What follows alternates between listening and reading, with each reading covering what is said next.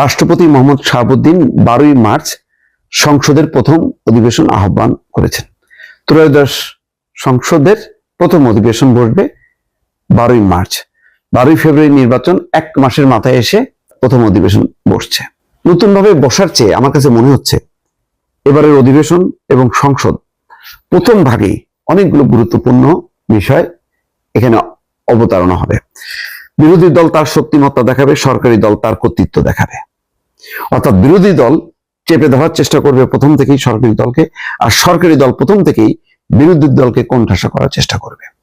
এই কম্পিটিশনে যে জিতবে 5 বছর সে সুখে শান্তিতে থাকতে পারবে। আমি একটা কথা বলি, এটা আগাম বলা হচ্ছে কিনা জানি না, কিন্তু আলামত তো আপনারা নিশ্চয়ই বুঝতে পারছেন। এই সংসদের শুরুতেই একটা জটিলতা তৈরি হয়েছে, ওই যে দ্বিতীয় শপথকে ঘিরে।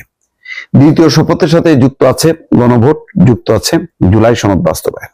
আমার ধারণা, যেহেতু সংসদে নিরঙ্কুশ সংখ্যাগরিষ্ঠতা আছে আর বিএনপি বরাবর সংবিধান অনুযায়ী চলতে চায়, সুতরাং তারা মনে করে যে গত 18 মাসে ডক্টর মোহাম্মদ ইউনূসের বহু কর্মকাণ্ড তারা সমর্থন করেনি।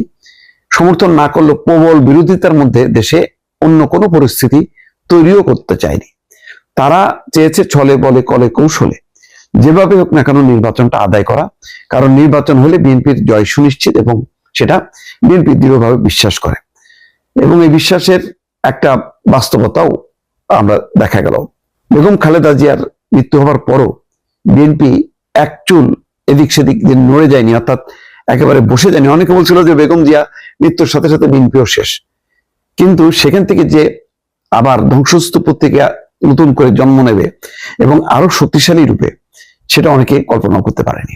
তারেক রহমান একেবারে এসেই বাজিমাত, 2 মাসের মাথায় ভোটার হওয়া, বাংলাদেশের এমপি হওয়া, প্রধানমন্ত্রী হওয়া, এতগুলো অর্জন এত অল্প সময়ের মধ্যে আর কেউ করেছেন কিনা আমি বাংলাদেশের ইতিহাসে আমি এটা দেখছি না।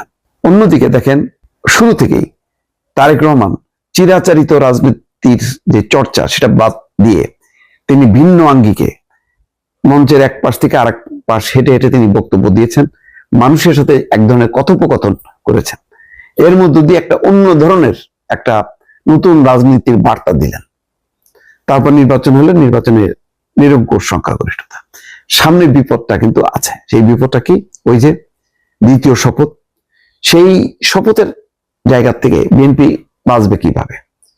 আমার এখনো বিশ্বাস হয় সম্ভবত, যেহেতু সংসদে তাদের নিরঙ্কুশ সংখ্যাগরিষ্ঠতা আছে, এই গণভোট বাতিল হয়ে যাবে। এই জুলাই সনদ বলে কোনো সনদ থাকবে না।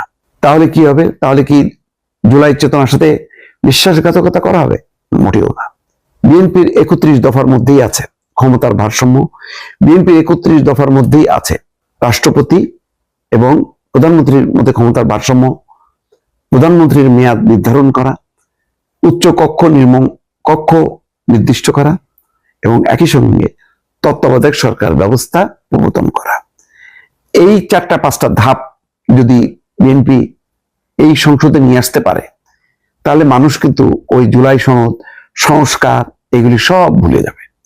বিএনপি সম্ভবত সেই পথেই হাঁটছে। বিএনপি আর পেছনের পথে হাঁটবে না। বিএনপি এই সংসদকে, এই সংবিধানকে উপেক্ষা করার মধ্য দিয়ে স্বাধীনতা মুক্তিযুদ্ধকে তারা কোনোভাবেই তার গায়ে একটা দাগ পড়ুক, সেই দাগটা কোনোভাবেই বিএনপি পড়তে দেবে না। কারণ বাংলাদেশের এখন মুক্তিযুদ্ধ স্বাধীনতার যে মূল ধারাটা, সেই মূল ধারাটা এগিয়ে নিয়ে আর প্রত্যয় ব্যক্ত করেছে বিএনপি। বিএনপি আওয়ামী লীগকে আর এই সুযোগ দেবে না, নিজেরাই এই পতাকা বহন করবে। সুতরাং বিএনপি এই দ্বিতীয় শপথ, সংবিধানের সাথে সাংঘর্ষিক গণভোট, জুলাই সনদ, এগুলোকে আর তোয়াক্কা না করেই সম্ভবত সংসদে একটি ভিন্ন মাত্রা যুক্ত করবে, যেটা হচ্ছে বিদ্যমান যে সংবিধান তার আলোকে আরো কি কি সংস্কার করা যায়, 31 দফাকে কিভাবে বাস্তবায়ন করা যায়, সেই পথেই হাঁটবে। সেই পথে হাঁটলে বিএনপির ধারণা যে জুলাই সনদ, গণভোট, দ্বিতীয় শপথ, এই বিষয়গুলো একেবারে অপ্রাসঙ্গিক হবে। হয়তো সেদিকেই যেতে পারে, আমার এটা বিশ্বাস। দেখা যাক সামনে কি হয়।